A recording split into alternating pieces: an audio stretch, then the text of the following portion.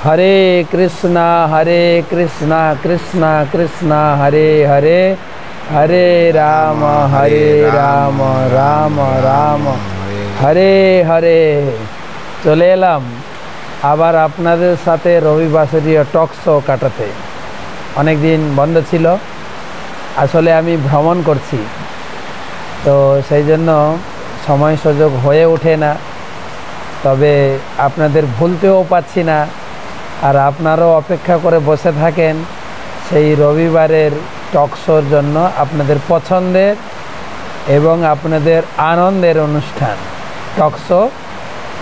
তো আজকে আমরা রয়েছি অত্যন্ত প্রত্যন্ত জঙ্গলে, আনন্দবাজার, ত্রিপুরা রাজ্যের। এটা হচ্ছে সাউথ নর্থ ত্রিপুরা জেলার, তারপরে কাঞ্চনপুর সাব ডিভিশনের আনন্দবাজার থানা, আনন্দবাজার থানা। এখানে আমরা রয়েছি শ্রী শ্রী জগন্নাথ মন্দির। তো আজকে আমাদের স্টুডিওতে আমরা পেয়েছি, আমাদের সঙ্গে আছেন এই মন্দিরের, আনন্দবাজার শ্রী শ্রী জগন্নাথ মন্দিরের আমাদের সম্মানিত সেক্রেটারি শ্রী গোপিকা কান্ত প্রভু। তিনি এই মন্দির দেখাশোনা করেন এবং উনি জাগতিক জীবনেও বড় একটা সরকারি বিভাগীয় কাজে যুক্ত রয়েছেন, মেডিকেল অফিসার বলতে পারেন। তো ওনাকে আজকে আমরা পেয়েছি। সেই সঙ্গে আমাদের রয়েছেন শ্রীদাম গোবিন্দ প্রভু, আমাদের ত্রিপুরার রাজধানী আগরতলা মন্দিরের সম্মানিত অধ্যক্ষ, তিনি আমাদের সঙ্গে রয়েছেন। আমরা এই ত্রিপুরা রাজ্য ভ্রমণ করছি, ভ্রমণ করতে করতে আমরা এই আনন্দবাজার মন্দিরে বসে, আনন্দবাজারের স্টুডিওতে বসে আপনাদের সঙ্গে মিলিত হয়েছি। তো আজকে শোনাবো আমাদের ত্রিপুরা রাজ্যের কথা। একটা ছোট রাজ্য, ভারতে কতগুলো রাজ্য আছে? 28টা মনে হয় রাজ্য আছে, 8টা কেন্দ্রশাসিত অঞ্চল। তার ভিতরে এইটা হচ্ছে তৃতীয় ক্ষুদ্র রাজ্য। প্রথম হচ্ছে সবথেকে ছোট রাজ্য হচ্ছে ভারতবর্ষের গোয়া, সাধারণত 3700 বর্গ মাইলের ভিতরে থাকে। আর তার থেকে সিকিম একটু বেশি, আর এটা আর একটু বেশি, 5000 বর্গ মাইল। তো এখানে আমরা রয়েছে ত্রিপুরা রাজ্য, ছোট রাজ্য কিন্তু খুব সুন্দর, যেটাকে বলা হয় ভারতের নর্থ ইস্ট বা কি বলে উত্তর পূর্ব বিভাগের পার্বত্য অঞ্চল। চারিদিকে সুন্দর সবুজ বনানী, পাহাড়, জঙ্গল এবং আরেকটা বিখ্যাত জিনিস হচ্ছে চা বাগান। অপূর্ব সুন্দর চা বাগানের দৃশ্য দেখলেই মনে হয় যেন একটু নেমে ছবিটা তুলি। কিন্তু এবারে আমরা ভ্রমণ করছি, প্রচুর বৃষ্টি হচ্ছে, বৃষ্টি আর বৃষ্টি। ভালোও লাগছে, কেন বৃষ্টিতে চলতে চলতে পাহাড়ের ভিতরে ঝর্ণা, জলের ধারা, সে কি অপূর্ব দৃশ্য, আপনাদের কি করে বুঝাবো কথা বলে। তবে কিছু কিছু ইঙ্গিত দিতে চাইছি। তাই উত্তর পূর্ব ভারতের পার্বত্য অঞ্চলে আমাদের ইস্কনের প্রচার এবং ইস্কনের ভক্তবৃন্দ সব দিক দিয়ে আপনাদের একটা ধারণা প্রদান করব। হ্যাঁ, প্রথমে আমি শ্রীদাম গোবিন্দ প্রভুর কাছে জিজ্ঞাসা করব, উনি এই ত্রিপুরা রাজ্যের কবে থেকে এসছেন ইস্কনের প্রচারের ঝুড়ি নিয়ে, এবং প্রচারের কি সাফল্য অর্জন করেছেন সেটা একটু জেনে নেব। শ্রীদাম গোবিন্দ প্রভু। হরে কৃষ্ণ। ধন্যবাদ মহারাজ, আমাকে আপনি সুযোগ দিয়েছেন। ত্রিপুরার সাথে আমার সম্পর্ক 1988 সাল থেকে, যখন আমি 1928 সালে আমি তখন শিলচর থাকতাম, 87 থেকে শিলচর থাকতাম।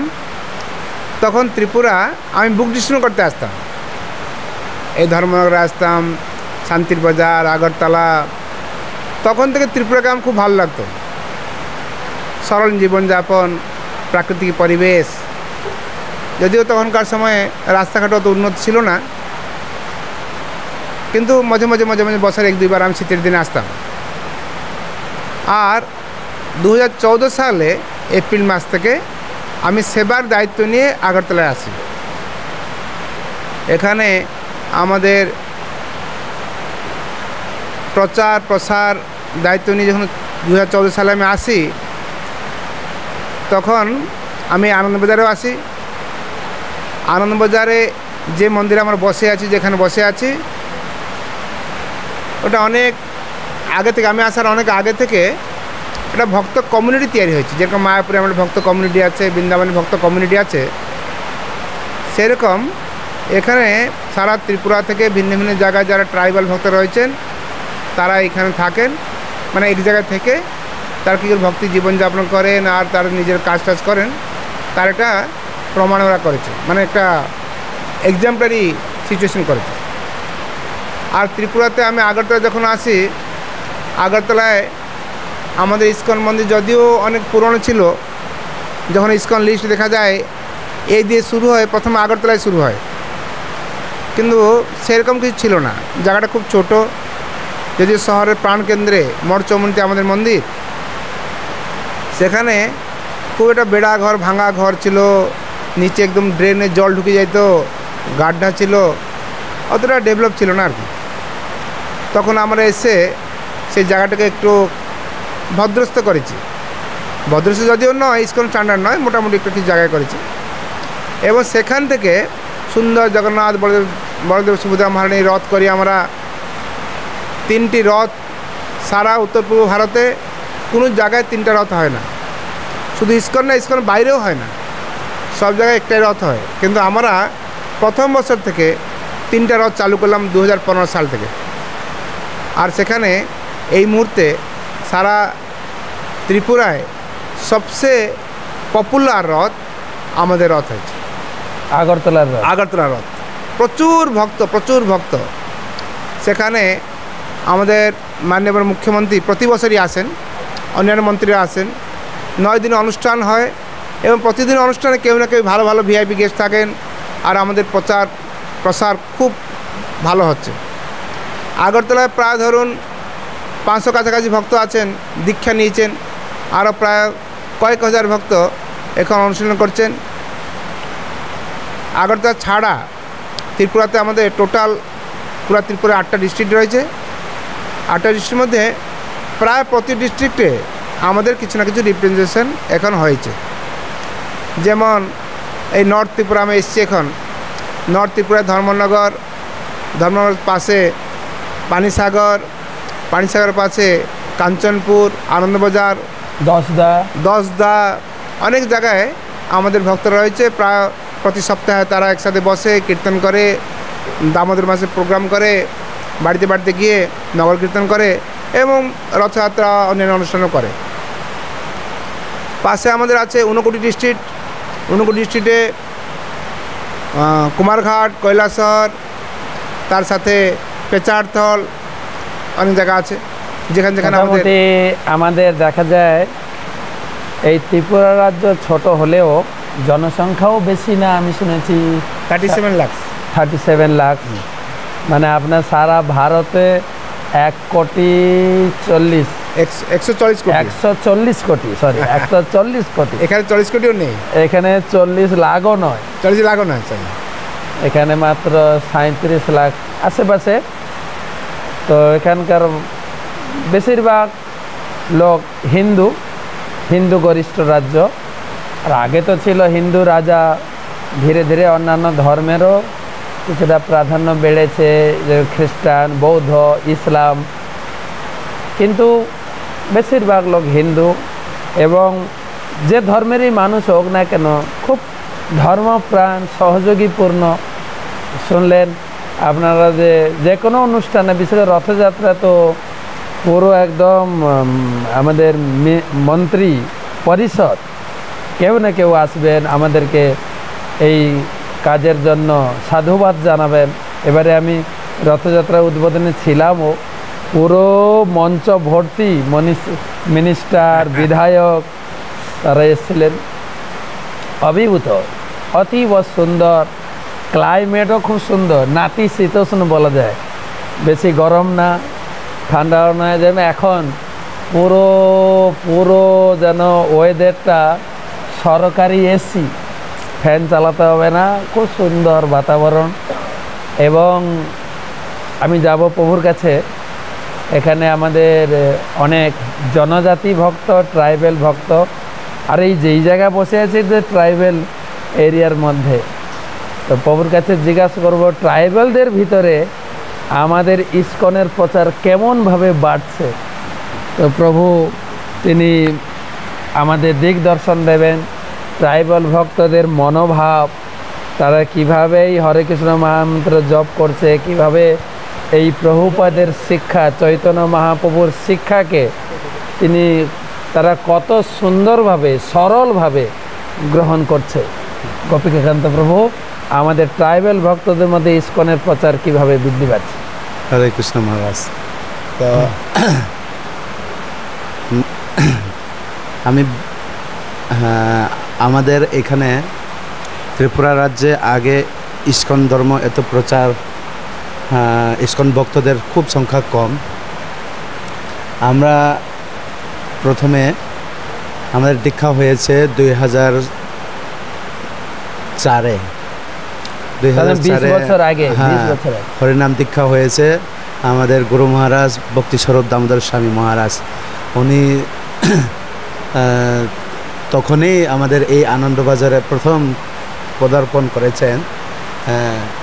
তখনই আমরা এই সমস্ত এলাকার বাসী, আনন্দবাজারবাসী, এমন আনন্দবাজারে পুরা ভিড় হয়ে গিয়েছিল। কখনো এরকম প্রোগ্রাম তাও হয়নি আমাদের ত্রিপুরাতে ইসকন, এই আনন্দবাজার সাইটে আর কি, নর্থ ত্রিপুরাতে এত বড় কোনো সময় মানে প্রোগ্রামও হয়নি। তো তখন আমরা সবাই আনন্দ পেয়েছি। ইসকনের সম্বন্ধে এত জানেও না ট্রাইবেলরা। তখন আমরা কি করে এত জমলো, বা ওরা বিদেশি ভক্তদেরকেও দেখতে চায়। বিদেশি ভক্ত নাকি মানে ইসকনেই আছে, ওরা জানেও না, মানে আমরা আর কি ট্রাইবেলরা জানে না। ফরেনাররাও আসবে, তা বিভিন্ন জায়গা থেকে, ফ্রান্স, ইতালি, আমেরিকা, এইসব জায়গা থেকেও ভক্তরা আসবে বলে শুনে ট্রাইবেলরা সবাই অংশগ্রহণ করছে সেই প্রোগ্রামে। তো অনেক অনেক আনন্দ পেয়েছি তখন থেকে। আর আমাদের গুরু মহারাজ বলে গেছে, এখানে একদিন না একদিন ধাম প্রতিষ্ঠা হবে, বৈকুণ্ঠ ধাম হবে বলে কথা দিয়ে গেছে মহারাজ, আমাদের গুরু মহারাজ। আনন্দবাজার নামটা সার্থক হবে, আনন্দ হবে, বৈকুণ্ঠ ধাম সেই বলে গিয়েছে আমাদের গুরু মহারাজ ভক্তিস্বরূপ দামোদর স্বামী মহারাজ। তো তখনই তো ইসকন ভক্ত তো নেই বলেও চলে, আমাদের চৈতন্য গোবিন্দ প্রভু ছিলেন তখন, আর আমাদের জয়দাস প্রভু আছে, এরপরে বর্জবিহারী প্রভু আছে, ওরাই মানে কিছুটা প্রচার করতো। তো তখনই আমরা গুরু মহারাজের কাছে দীক্ষা পেয়ে আমরাও সেই প্রচারে অংশগ্রহণ করছি। চৈতন্য গোবিন্দ প্রভু, জয়দাস প্রভু, ওদেরকে সাহায্য করতে পেরেছি আমরাও দীক্ষা নেওয়ার পর। তো আমরা বিভিন্ন জায়গায় প্রচার করতে যাই। তখন আমরা 4-5 জন আছে, আমাদের সাথে আছে ধনঞ্জয় প্রভু, জিতামিত্র প্রভু, অনন্ত আচার্য প্রভু, এরপরে পঞ্চতত্ত্ব প্রভু, এর মাতাজিদের মধ্যে আছে মাদ্রা দেবী দাসী, রতিমঞ্জরী দেবী দাসী, চন্দ্রমাসী দেবী দাসী। এই হলো আর কি আমাদের দীক্ষা পাওয়ার পরে নাম। তখন আমরা আনন্দিত হয়ে আনন্দ সহকারে আমরা প্রচারে যাচ্ছি, বিভিন্ন জায়গাতে গিয়ে প্রচার করি। এরপরে গ্রামে গিয়ে এই হরিনাম প্রচার করতে শুরু করেছি আর কি। তখন থেকে আমাদের এই এলাকাতে ইসকনকে আরও ভালোবেসে ইসকনে দীক্ষা নেওয়ার জন্য সবাই ইচ্ছা হয়েছে। প্রথম একটা আনন্দের স্বাদ পেলে, সেই আনন্দের স্বাদে আনন্দবাজার এখন উদ্দেলে দৌড়াচ্ছে আনন্দবাজার। তো তখন থেকে প্রচার শুরু হয়ে এখন আস্তে আস্তে বাড়তে চলেছে আমাদের ইসকন ভক্ত। তো প্রায় 100-150 মতো হয়ে গেছে আমাদের দীক্ষিত ভক্ত। একটু কথা বলে দিই, আমাদের পরম পূজ্য শ্রী শ্রীমৎ ভক্তি স্বরূপ দামোদর স্বামী মহারাজ প্রভুপাদের অত্যন্ত প্রিয় ব্যক্তি ছিলেন এবং উচ্চ শিক্ষিত সায়েন্টিস্ট, বৈজ্ঞানিক, ডক্টর থৌডম দামোদর সিং। অ্যাকচুয়ালি উনি ছিলেন মণিপুরের ব্যক্তি এবং প্রভুপাদের সঙ্গে বিদেশে সাক্ষাৎকার পেয়ে প্রভুপাদকে কাছে রেখে দেন এবং সম্পূর্ণ শিক্ষা দিয়ে তিনি এই এলাকায় পাঠিয়েছিলেন প্রচারের দায়িত্ব দিয়ে। এবং এই জায়গায় তিনি এই ত্রিপুরা, মণিপুর তিনি একটা আলোড়ন শুরু করেছিলেন এবং তার এই ত্রিপুরার প্রথম পদার্পণ হয়েছিল এই আনন্দবাজারে, তার পদাঙ্কিত ভূমি। এবং তিনি ভবিষ্যৎবাণী করে গেছেন যে এখানে একটা বৈকুণ্ঠ পরিণত হবে, এত ভক্ত তৈরি হবে, সত্যিকারে। কিন্তু আমি প্রথম দিনে এসে আপনাদের ভিডিও ছেড়েছি, কত বৈকুণ্ঠ শিশু, ছোট ছোট শিশু। এবং কালকে একটা জায়গায় গেলাম ভগীচন্দ্রপাড়া, সে অত্যন্ত গলি রাস্তা, অনেক কষ্ট করে গাড়ি রাস্তায় বসে গেল, নিচে নেমে গাড়ি ঠেলে ঠেলে নিয়ে গেছি, বাঁশের বেড়া দিয়ে সাঁকো পার হয়েছে।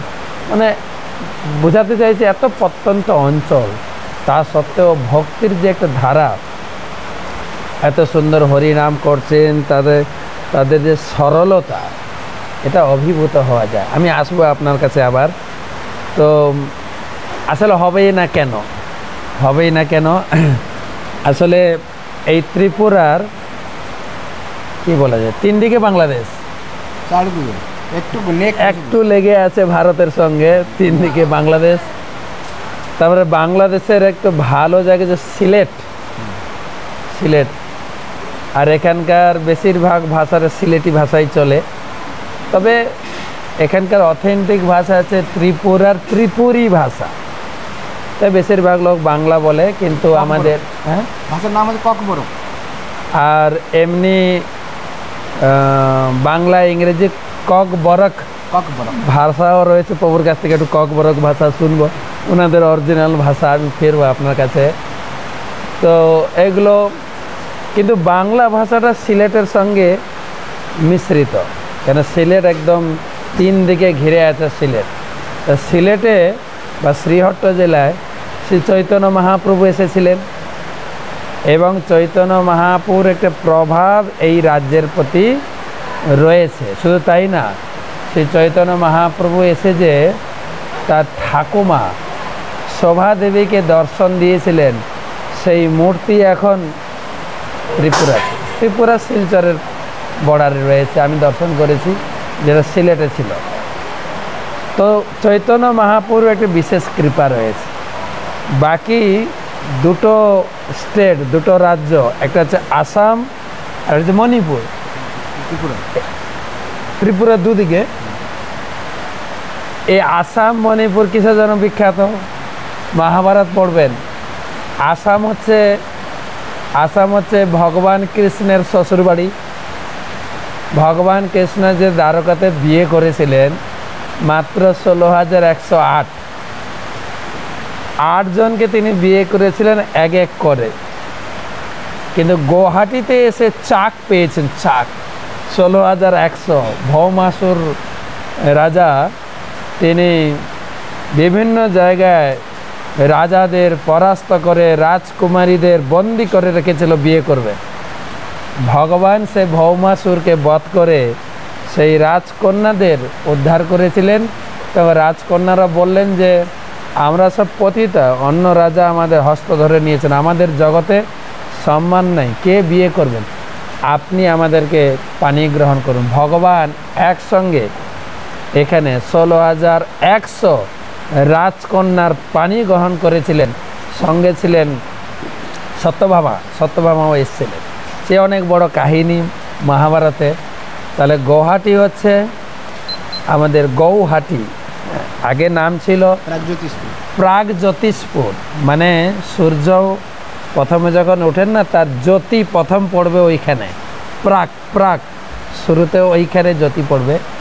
প্রাগ জ্যোতিষপুর এখনও অনেক জায়গায় গুয়াহাটিতে লেখা আছে, আমি দেখেছি প্রাগ জ্যোতিষপুর। কিন্তু গুয়াহাটি কেমন নাম হলো? গোয়া জানো, গোয়া মানে সুপারি, প্রচুর পরিমাণে সুপারি সারা আসাম ত্রিপুরা, আর সেই সুপারির হাট বসতো, সেখান থেকে নাম হয়েছে সুপারি হাট, গুয়াহাটি, সেই প্রসিদ্ধ। শুধু তাই না, আমি আরও কৃষ্ণলীলা ভাগবতম এবং মহাভারত পড়েছি। সেই গুয়াহাটির আরেকটা এরিয়া হচ্ছে তেজপুর। তেজপুরে কার বাড়ি ছিল, কার রাজ্য ছিল? বানাসুর। বানাসুরের রাজ্য ছিল। বানাসুরের রাজ্যে অনিরুদ্ধ এসেছিলেন।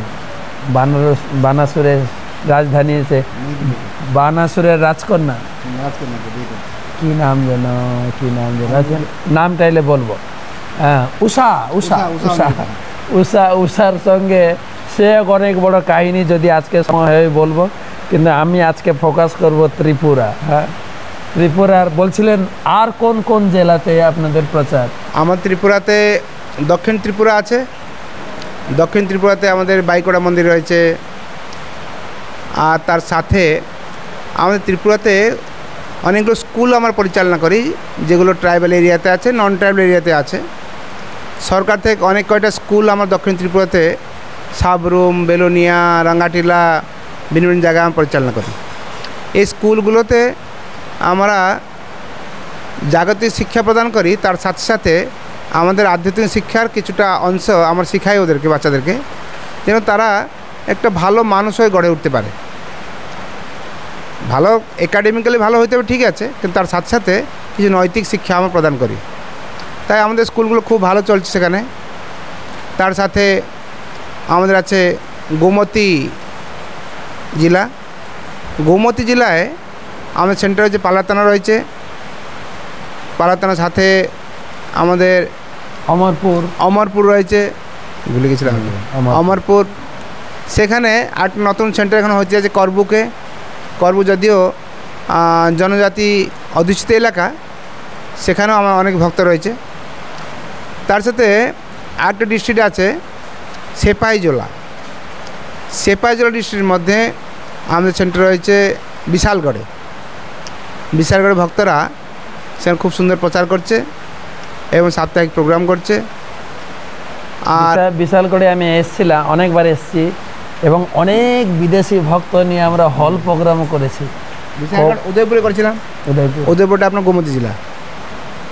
সেখান থেকে আমার ওয়েস্ট ত্রিপুরায় আমাদের বামুটিয়াতে স্কুল রয়েছে, আগরতলা মন্দির রয়েছে, তার সাথে অনেক কয়টা ছোটো ছোটো সেন্টার রয়েছে আশেপাশে।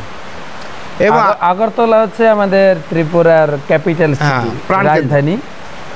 আগরতলা প্রাণকেন্দ্র, যাকে ভিত্তি করে পুরো ত্রিপুরাটা পরিচালিত হয়।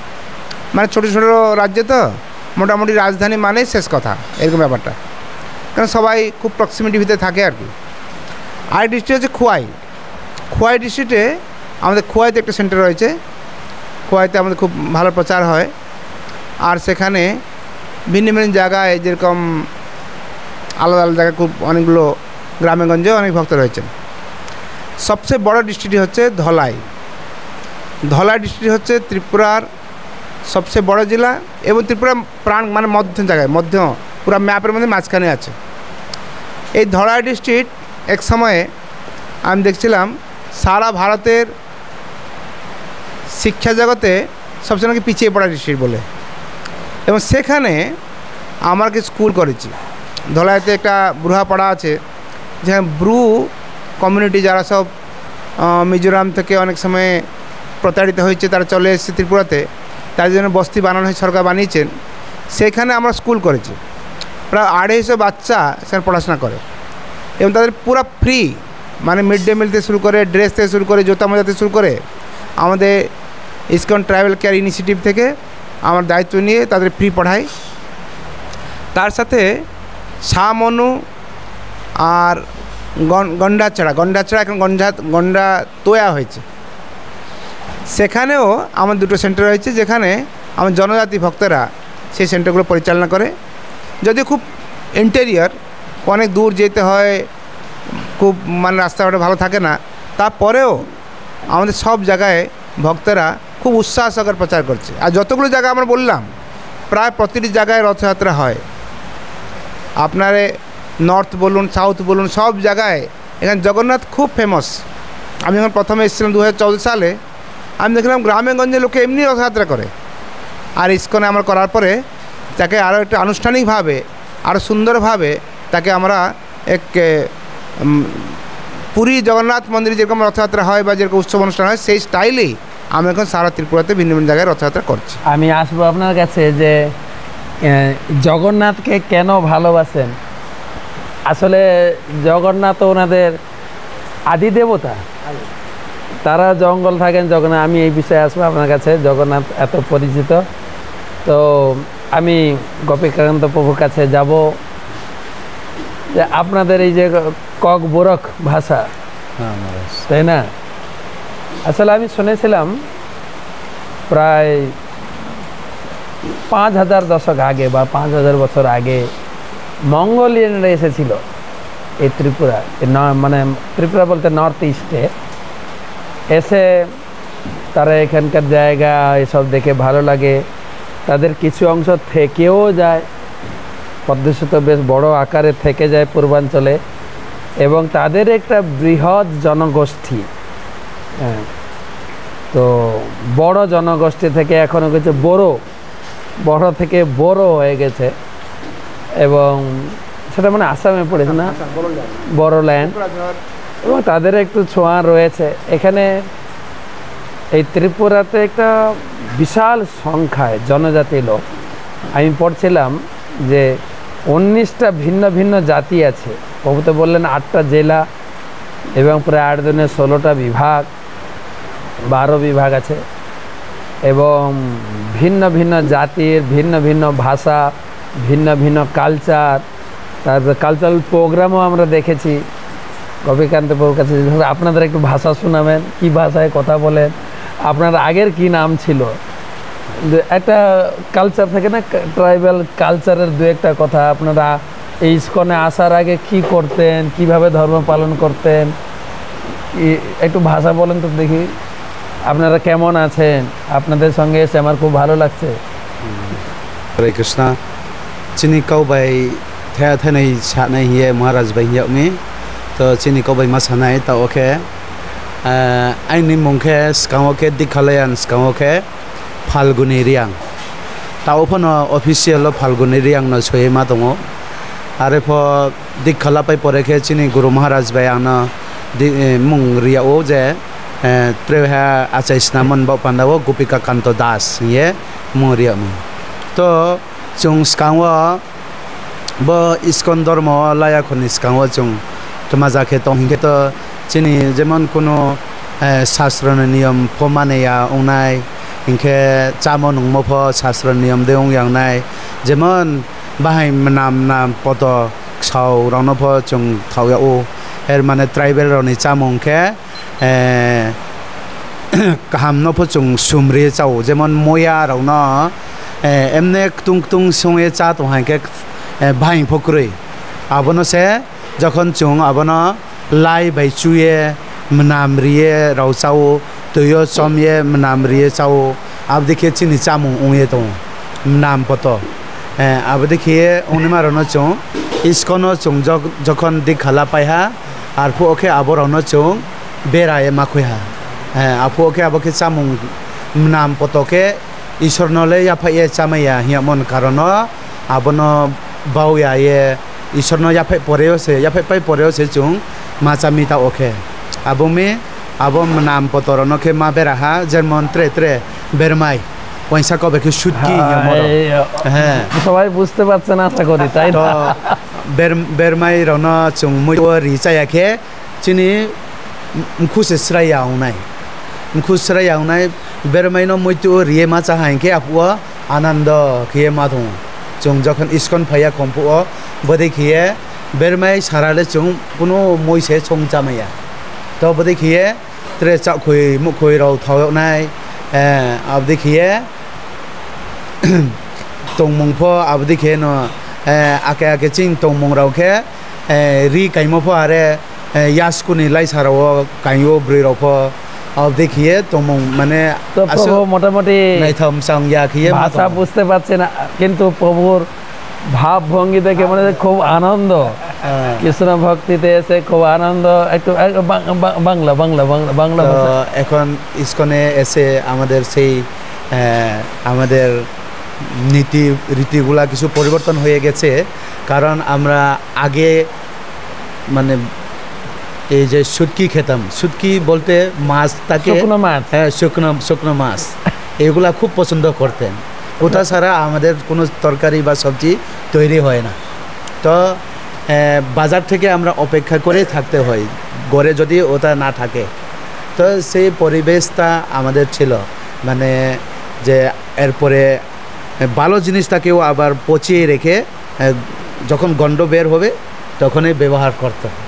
যেমন বাস্করোলটাকেও আমরা কলা পাতা দিয়ে মশা বেঁধে রেখে কয়েকদিন রাখলে সেটা গন্ধ বেরিয়ে যায়, তখনই আমরা ব্যবহার করতাম সেই বেম্বুটাকেও। এইরকম আর বিভিন্ন আমরা এইভাবে থাকতাম আর কি। তো এখনও আছে আমাদের কিছুটা ট্রাইবেলরা, আমরা তো সবাই ট্রাইবেল বলে পরিচিত, আমরা ট্রাইবেলই। তো ট্রাইবেলরা এই কম পছন্দ করেন। হ্যাঁ, তো ইসকনে তো সেই নীতিগুলা চলবে না। সেই তামাসিক আহার বলে শাস্ত্রে দেওয়া আছে, তো সেইগুলো ইসকনে এসে কি খাওয়া দাওয়া করছেন? যে সকালে দুপুরে রাত্রে বা একাদশীর কোনো খাওয়া দাওয়ার পাওয়া যায়? ইসকনে কি খাচ্ছেন? হ্যাঁ, ইসকনে এসে আমরা কোনো খাওয়া অভাব হয়নি। আগে যেভাবে খেয়ে থাকতাম এখনও খাওয়া হয়, কিন্তু কিছুটা পরিবর্তন হয়ে গেছে। তো আমরা ইসকনে বিভিন্ন শাক সবজি বাজারে পাওয়া যায়। হ্যাঁ, শাক সবজি পাওয়া যায়, যেমন কুমড়ো পাওয়া যায়, লাউ পাওয়া যায়, আলু, বেগুন, এগুলা সব আমরা ব্যবহার করি। কিন্তু আগে শুটকির জায়গাতে এখন শুটকি শুধু বাদ দিয়েছে, শুটকি দিতে হলো না। এরপরে শুটকি মাছ বাদ দিয়ে এখন নতুন কিছু এসেছে। অ্যাকচুয়ালি আমিও দেখছি বাজারে আমাদের বাংলার মতো সব শাক সবজি পাওয়া যায়, আর শুধু শাক সবজি না, ফ্রেশ জঙ্গল থেকে একদম অর্গানিক, কোনো সার বা কোনো কেমিক্যাল না, একদম ফ্রেশ শাক সবজি, বিভিন্ন ধরনের শাক পাওয়া যায়। যদিও এই মাসে শাক খাওয়া নিষিদ্ধ, কিন্তু যেটা বলছেন কুমড়ো, পটল, ঝিঙে, ঢেঁড়স, বেগুন, সব ধরনের সবজি পাওয়া যায়। এবং এখন দেখছি প্রচুর পরিমাণে সবজি খাচ্ছেন। আগে তো বলতেন শুধু শুটকি মাছ দিয়ে ভাত খেতেন, তারপরে এই সবজিগুলোকে আবার পচিয়ে পচিয়ে খেতেন। এখন দেখলাম আমরা এখানে দুদিন ধরে আছি, কি সুন্দর রান্না এবং সিম্পল রান্না। হ্যাঁ, একদম সিম্পল, কোনো তেল মশলা বেশি না, যেটা স্বাস্থ্যের পক্ষে হেলদি। প্রভুকে দেখে মনে হয় না একদম হেলদি, আর প্রভু নিজেও হেলদি, মানে হসপিটালে ডিউটিতে আছেন, হসপিটালে একজন অফিসার না। আমি কালকে জিজ্ঞেস করছিলাম যে প্রভু আপনার কাজ কি? এই যত লোক যারা জন্মগ্রহণ করে তাদের বার্থ সার্টিফিকেট বানায়, যত লোক মারা যায় তার ডেথ সার্টিফিকেট বানায়, বা তাহলে তো আমাদের কাজে লাগবে, তো আমার ডেথ সার্টিফিকেট বানিয়ে দেবে না। তো প্রশ্ন হচ্ছে, দেখেন কত পরিবর্তন। এখন সুন্দর খাওয়া দাওয়া, আমি দুদিন ধরে একসঙ্গে বসে খাচ্ছি, অন্ন, ডাল, সবজি, আর যে বাঁশ কড়ই, এই বর্ষার দিনে বাঁশ কড়ই খুব বিখ্যাত, সেইটা একাদশীতেও সবজি করেছেন, কালকে সারাদিনও সেই সবজি হয়েছে, খুব টেস্টি, এবং বিভিন্ন মশলা দিয়ে বিভিন্ন রেসিপি দিয়ে এই বাঁশ কড়ই বানাচ্ছে, অভিভূত। এখন তো আমাদের ট্রাইবেলে এখন ভগবানের ভক্ত, ভগবান বলেছেন যে ভজে সে বড়, অভক্ত হিংসার। হ্যাঁ, যে ভগবানের ভজনা করে সে বৈষ্ণব। এমন না যে ট্রাইবেল বৈষ্ণব, বাঙালি ওরকম না, বৈষ্ণব, বৈষ্ণব জগতে নাম বৈষ্ণব। তো আমরা অভিভূত যে শিল প্রভুপাদের শিক্ষায় চৈতন্য মহাপ্রভু যে চেয়েছেন পৃথিবীতে আছে তো নগরে দিগ্রাম সর্বত্র প্রচার হইবে নাম, হচ্ছে। প্রত্যেকটা মানুষকে চৈতন্য মহাপ্রভু এই প্রেম ধর্ম টাচ করে যাচ্ছে। তো আমি আবার আসবো, আপনাদের এখান থেকে আরেকটু ডিটেলস জানতে চাইব যে কিভাবে শিশুরা, আপনাদের ছোট ছোট ছেলে মেয়েরা আমি প্রথম দিন এসে অভিভূত হয়ে গেছি। আমি যদিও অনেকবার এসেছি, তাদের ভিতরে যে কৃষ্ণ চেতনা, এত সহজভাবে তারা গীতার শ্লোক মুখস্থ করছে, সুন্দর ভগবানের ভজন গাইছে, কীর্তন মেলা গাইছে, কীর্তন মেলা, সংসার দাবানল সন্ধ্যারতি, তাদের ভিতরে এত সুন্দর কালচার। সেই সম্বন্ধে আপনি একটু বলবেন। আমাদের স্কুল ভক্তি বেদান্ত ন্যাশনাল স্কুল, ভক্তি সিদ্ধান্ত সরস্বতী ঠাকুর পাঠশালা, সে সম্বন্ধে একটু দিগদর্শন দেবেন। আমি শ্রীদাম গোবিন্দপুর কাছে যাওয়ার আগে একটা কথা বলি। আমি আসামের কথা বললাম। আসাম হচ্ছে গুয়াহাটি হচ্ছে ভগবানের শ্বশুরবাড়ি, আর তেজপুর হচ্ছে অনিরুদ্ধের শ্বশুরবাড়ি। পাশে রয়েছে মণিপুর। মণিপুর কার শ্বশুরবাড়ি? অর্জুনের শ্বশুরবাড়ি। বলবেন বব্রুবাহন ছেলে ছিল, বব্রুবাহন, বিখ্যাত বব্রুবাহন ছেলে অর্জুনের সাধারণত অফিসিয়ালি দেখা যায় 4টা স্ত্রী, দ্রৌপদী, সুভদ্রা, আর এর নাম ছিল চিত্রাঙ্গদা, আরেকজন ছিল পৌলমী। তো এই চিত্রাঙ্গদা, তো অর্জুন একবার বনবাস হয়েছিল। আপনার জানেন কি না যে যখন দ্রৌপদীর সঙ্গে বিবাহ হয়, দ্রৌপদী কিভাবে 5 স্বামীর সঙ্গে থাকবে তার একটা এগ্রিমেন্ট, শর্ত হয়েছিল যে স্বামীর সঙ্গে থাকবে অন্য স্বামী সেই ঘরে ঢুকবে না। কিন্তু একটা বিপদের সম্মুখীন হয়ে অর্জুন বাধ্য হয়েছিলেন যখন দ্রৌপদী যুধিষ্ঠির মহারাজের সঙ্গে ছিলেন, আর সেই শর্ত অনুযায়ী অর্জুনের হয়ে যায় বনবাস। আর বনবাস ঘুরতে ঘুরতে এই নর্থ ইস্ট এইদিকে এসেছিলেন মণিপুরে। তারপরে চিত্রাঙ্গদার সঙ্গে বিয়ে হয়। এ অনেক বড় ইতিহাস, মহাভারত। আমি তো বলেছি মণিপুরে বা আসামের কথা শোনাবো না, জাস্ট ত্রিপুরার কথা। কিন্তু আমি বোঝাতে চাইছি যে এই ত্রিপুরাটা 3 দিক থেকে কীভাবে সাপোর্ট। এদিকে সিলেটের মহাপ্রভুর কৃপা, এইদিকে রয়েছে আসাম গুয়াহাটি যেখানে কৃষ্ণের পুরো আশীর্বাদ, আর এইদিকে মণিপুর রয়েছেন অর্জুনের আশীর্বাদ। সব মিলিয়ে এখানকার লোকজন খুব প্রগতিশীল, বিশেষ করে ভক্তির দিকে অত্যন্ত এগিয়ে, অত্যন্ত সহজ সরল তারা জীবনযাপন করেন। এবং তাদেরকে একটু বুঝিয়ে আমরা একটু কৃষ্ণ ভক্তি বুঝাতে পারলে বা কৃষ্ণ কথার আনন্দ দিতে পারলে সহজভাবে না। এখানে বিভিন্ন ধর্ম রয়েছে। বৃন্দাবনের সঙ্গে অনেক লোক আসেন। তারপরে আমাদের গৌড়ীয় মঠও প্রসিদ্ধ, গৌড়ীয় মঠ, জগন্নাথ মন্দির, জগন্নাথ বাড়ি বলে এক কথায় লোকে চেনে, জগন্নাথ বাড়ি। তো তাদেরও অনেক প্রচার, তো আমাদের ইস্কনেরও প্রচার। আমাদের শ্রীদাম গোবিন্দবাবু বললেন দীর্ঘ প্রায় 40 বছর হতে চললো তার এই ত্রিপুরার লোকজনের সঙ্গে মেশা, ত্রিপুরার বিভিন্ন ব্যক্তি বিভিন্ন গ্রামাঞ্চলে গিয়ে লোকের সঙ্গে মিলেমিশে তাদের ভিতরে কৃষ্ণ ভাবনা জাগরিত করা। শুধু গ্রামাঞ্চলে না, শহরে বিভিন্ন নেতা, বিভিন্ন মন্ত্রীবর্গের সঙ্গে অনেক উঠা বসা। আমি শ্রীদাম গোবিন্দবাবুর কাছে একটা কথা জিজ্ঞাসা করব, এই 40 বছরের অভিজ্ঞতা নিয়ে আপনি জগৎকে কি মেসেজ দেবেন? ইস্কনের প্রচার কত হারে বৃদ্ধি পাবে? সকলের কাছে কি আমরা চৈতন্য মহাপ্রভুর বাণী পৌঁছাতে পারবো? আপনার কি ভবিষ্যৎ পরিকল্পনা বা আপনার ভবিষ্যৎ কি দেখছেন ইস্কনকে নিয়ে? অ্যাকচুয়ালি আমি যখন এখানে প্রথম আসি প্রচার দায়িত্ব নিয়ে 2014 সালে, তখন জগন্নাথ বাড়ি, যেটা কি এখানকার মহারাজ ওনার রাজবাড়ি ছিল, রাজবাড়িটা ওনারা গৌড়ীয় মঠকে দান দেন। এবং জগন্নাথ বিগ্রহ মহারাজের নিজস্ব বিগ্রহ, ওনাদেরই বিগ্রহ ছিল। লক্ষ্মীনারায়ণ বাড়ি, জগন্নাথ বাড়ি, এরকম কিছু আছে। তখন আমাদের ইস্কন শুরু হয়নি, তাই গৌড়ী মঠা নিয়ে প্রচার করেছেন। আমাদের গৌড়ীয় ইতিহাস মধ্যে দেখা যায় আমাদের শ্রীশ্রীমৎ ভক্তিচার স্বামী মহারাজ, ওনার জন্মস্থানটা এই ত্রিপুরার পাশে, ব্রাহ্মণবাড়িয়া, সিলেটের পাশে আশেপাশে। এবং তিনি এই ত্রিপুরাতে কিছুদিন পড়াশোনা করেছিলেন। খোয়াইতে। আচ্ছা, খোয়াই জানা স্কুলে ছিল না। হ্যাঁ, খোয়াই স্কুলে তিনি কিছুদিন পড়াশোনা করেছেন। ওনার নাম ছিল কিশোর দাস মনে হয়। যাই হোক, তারপরে ওনার একটা আশীর্বাদ রয়েছে। তার আগে ভক্তি সিদ্ধান্ত সরস্বতী ঠাকুর উনি এখান ত্রিপুরার রাজার কাছে কিছুদিন ওনার ছেলে মেয়েদের পড়াতেন, প্রায় 1 বছর কাছাকাছি। ভক্তি সিদ্ধান্ত ঠাকুর ঠাকুর, হ্যাঁ, এই ত্রিপুরার রাজার কাছে ছিলেন।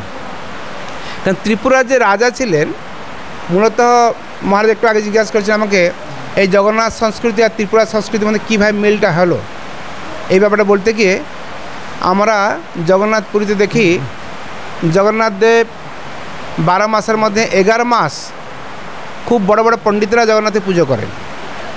আপনারা যারা জগন্নাথ মন্দির গিয়েছেন পুরীতে, সেখানে পুরীর জগন্নাথ মন্দির দক্ষিণ দিকে একটা মণ্ডপ আছে, সেখানে পণ্ডিতরা বসে থাকে এবং সেখানে তারা বিচার দেয়, সিদ্ধান্ত দেয়, কোনো পানিশমেন্ট না দেওয়া বা কিছু করা ওরাই দেয়। সেই পণ্ডিতরা যারা বিজ্ঞ পণ্ডিত, তারাই জগন্নাথ পূজা করার অধিকারী হয়, সাধারণ লোক ঢুকতে পারে না। কিন্তু যখন জগন্নাথের স্নানযাত্রা হয়, তখন সে পণ্ডিতরা জগন্নাথ মন্দিরে প্রবেশই করতে পারে না। তখন জগন্নাথ মন্দির প্রবেশ করেন দৈতাপতিরা। দৈতাপতি কারা? না, আমাদের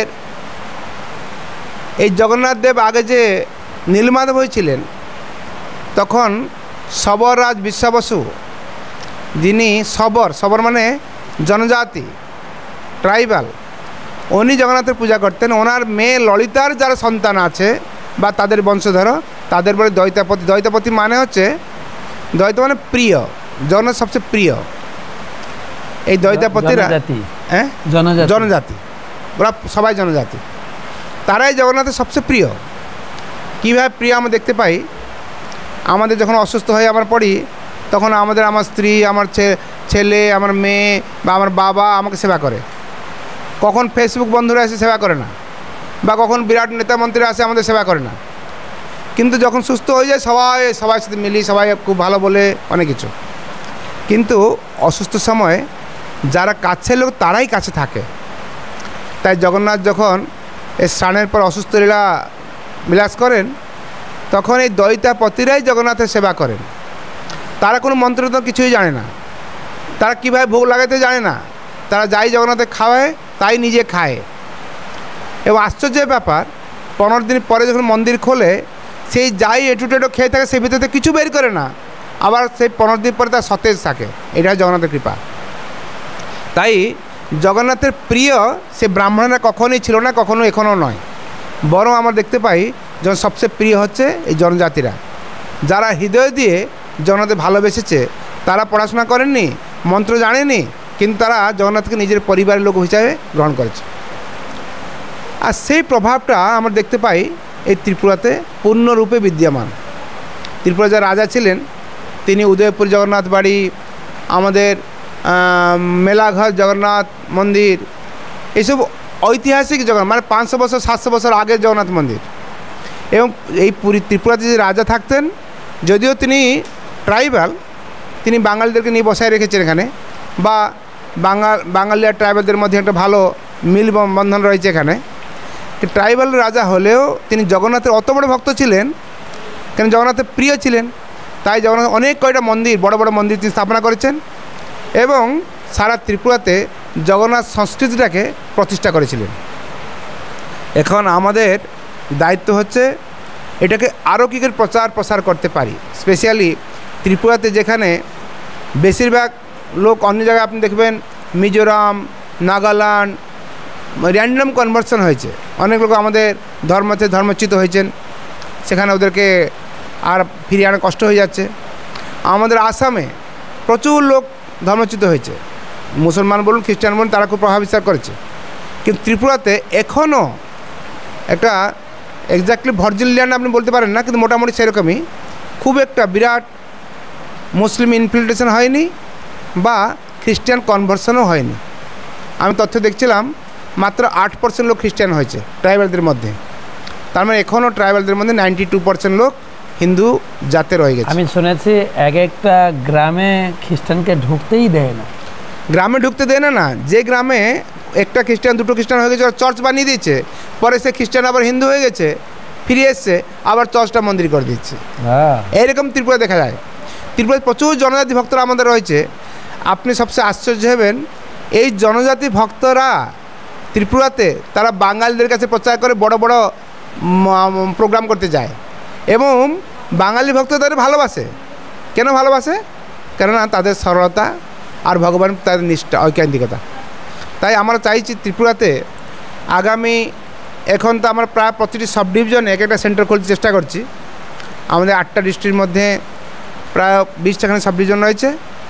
প্রতি সাব ডিভিশনে আমরা করছি, এবং আগামী দিনে আমরা চেষ্টা করছি প্রতিটি পঞ্চায়েতের মধ্যে আর প্রতিটি যে ভিলেজ কমিটি কি বলে, ভিলেজ এডিসির মধ্যে ভিলেজ কাউন্সিল, হ্যাঁ এডিসিতে ভিলেজ কাউন্সিল বলে, প্রতিটি গ্রামেগঞ্জে যেরকম আমাদের ভক্তদের অবশ্যই থাকতে হবে, সেই ব্যাপারে আমরা চিন্তাভাবনা করছি এবং সেই দিকে আমরা এগোচ্ছি। হয়তো আগামী 5 বছর পরে আমরা আবার টক শোতে বসবো, তখন আমরা দেখবো এমন কোন পঞ্চায়েত নেই যেখানে আমাদের ভক্ত নেই, এরকম কোনো পঞ্চায়েত খুঁজে পাবো না। সেই দিকে আমরা এগোচ্ছি। মহাপ্রভুর বাণী সার্থক হতে চলেছে। পৃথিবীতে আছে যত নগরাদি গ্রাম, সর্বত্র প্রচার হইবে মোর নাম। এই মহাপ্রভুর বাণীকে আমরা সার্থক করার চেষ্টা করছি। আর গৃহে থাকো বনে থাকো সদা হরি বলে ডাকো।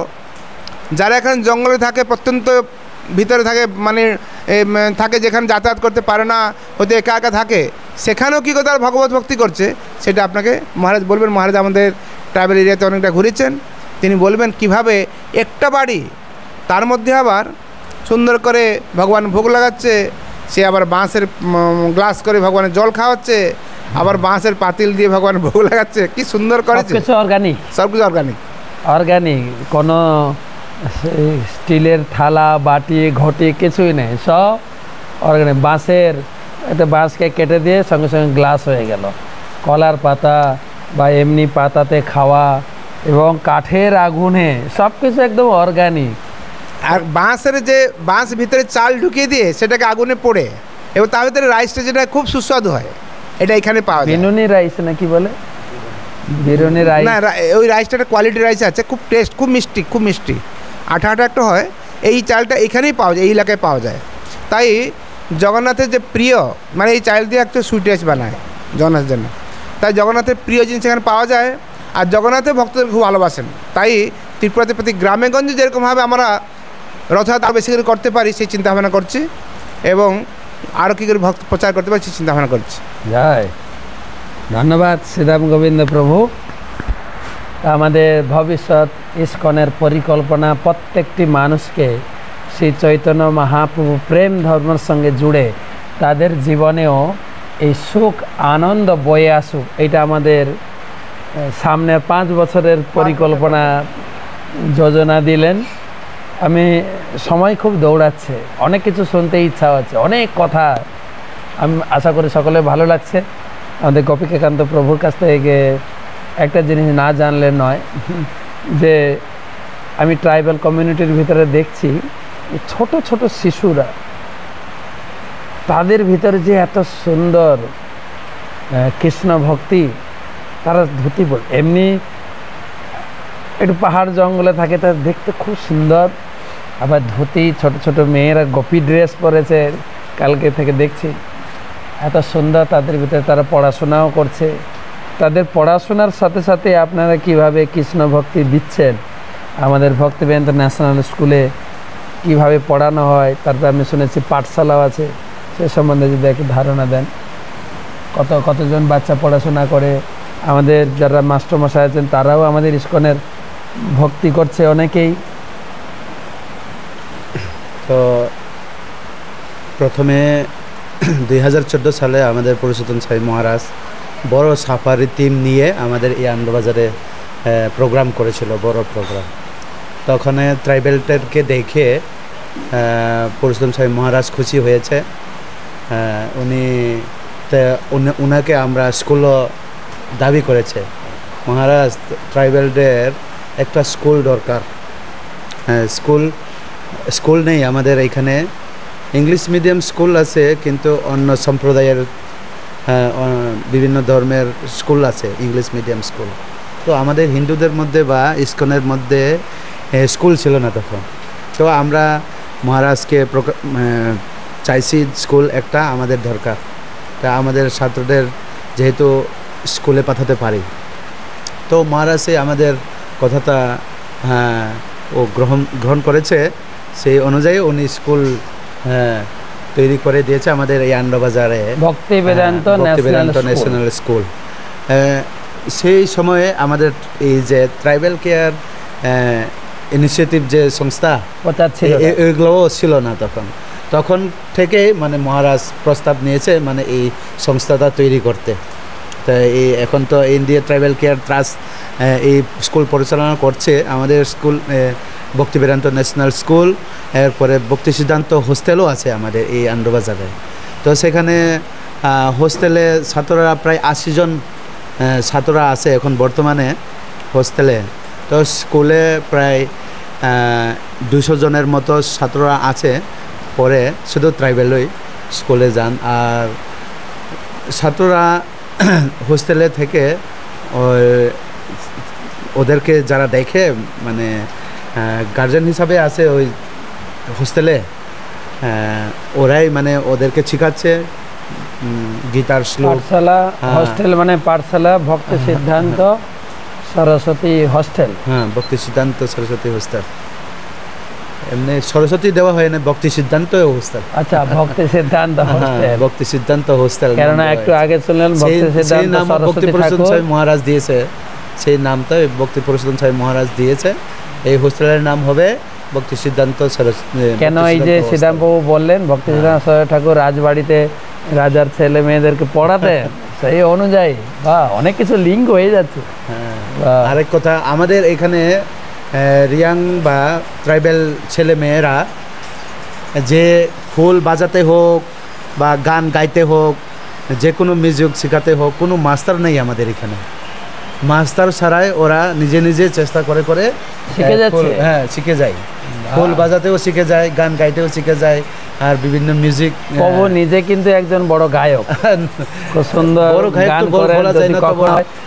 আমাদের ইচ্ছা ছোটবেলা থেকে মানে ভক্তরা যখন গাইতে দেখে তখন ইচ্ছা হয় মানে কিভাবে গাইতে পারি, তাই ফলো করতে করতে আর নিজের যে অভ্যাসটা আমি বলেছি না, ছোটো বাচ্চা তো তখন বই টই কিছু নেই, আমাদের বই দেখে গান গাইব যে।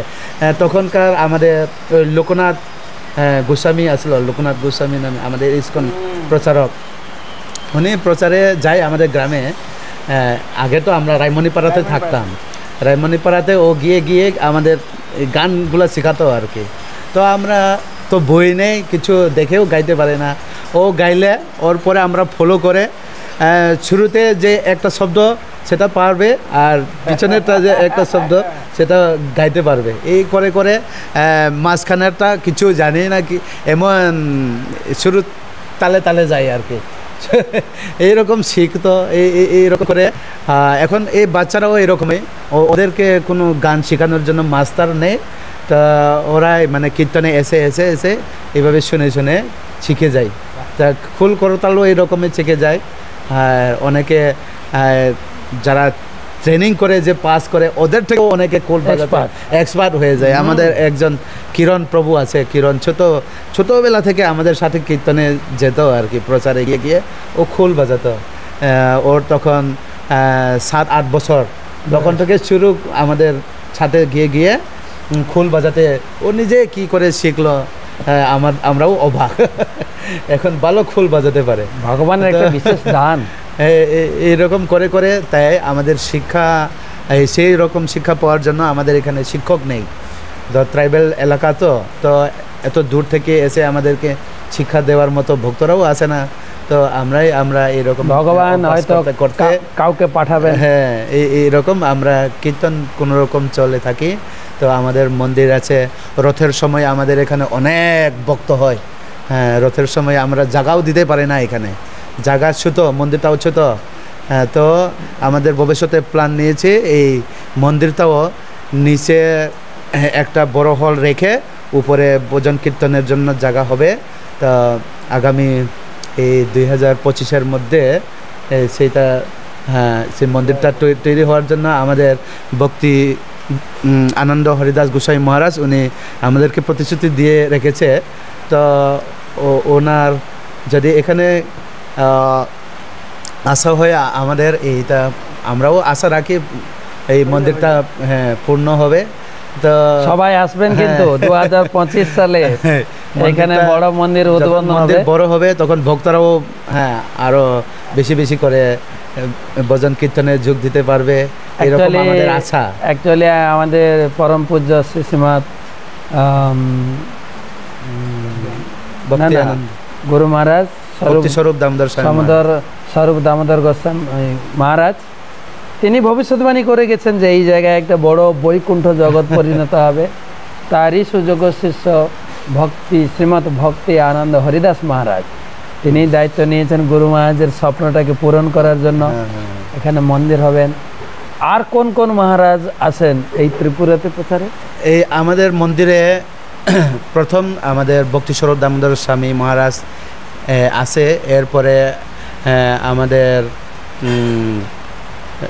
এই যে ভক্তি পুরুষোত্তম স্বামী মহারাজ, এরপরে শুভক স্বামী মহারাজ, হনুমত প্রেষক স্বামী মহারাজ, এরপরে এই যে কি বলে ওনার নাম এখন মনে নেই, কিছু কয়েক বছর আগে যে মারা যান, যে নামের ইস্কনের মহারাজ, নতুন মহারাজ যে পুরুষোত্তম স্বামী মহারাজের সাথে মহারাজ হচ্ছে কিনা নিত্যানন্দ মহারাজ, উনিও এসেছেন আমাদের এখানে। এরপরে নাম হতে যে এখন যে বর্তমান আছে গৌরাঙ্গ প্রেম স্বামী মহারাজ, উনিও এসেছেন, একবারই এসেছেন এইরকম। তো মহারাজ অনেক মহারাজ এসেছে আমাদের এখানে, শুধু জয় পতাকা স্বামী মহারাজ আসেনি, কিন্তু আমরা সবাই ওনাকে আনার জন্য আগরতলা পর্যন্ত এসেছে, আনন্দবাজারে আসতে পারেনি, কারণ আমাদের এখানে কোনো এত ফেসিলিটি নেই, এসি রুম নেই ওনাকে রাখার জন্য। ফেসিলিটি না, আসলে প্রত্যন্ত রাস্তাও অনেক দূর, রাস্তাও অনেক খারাপ, আর উনি বর্তমান একটু শারীরিকভাবে অসুস্থ। বর্তমান আমাদের শ্রীশ্রীমৎ ভক্তি বিজয় ভাগবত স্বামী মহারাজ উনিও এসেছেন। এইরকম মহারাজ, অনেক মহারাজ আমাদের এই আনন্দবাজার মন্দিরে পদার্পণ করেছেন। আপনারা আসবেন কিন্তু 2025 সালে বড় মন্দির হবে, আপনারা আসবেন, মন্দিরকে সাহায্য করবেন। আমি আরেকটা জিনিস দেখাতে চাই, এখানে এই মন্দিরে একটু জগন্নাথ দেখেন কত সুন্দর, একটু কাছে নিয়ে জগন্নাথকে দেখিয়ে দেন, কত সুন্দরভাবে জগন্নাথের সেবা করছেন। একদম অর্গানিক ফুলের মালা, ফুল কেনা নয় কিন্তু, একদম এক এক ফুল তুলে কত সুন্দরভাবে গেঁথে কত নিষ্ঠা সহকারে পুজো করছেন, অভূতপূর্ব। আমি বুঝাতে পারবো এত সুন্দর।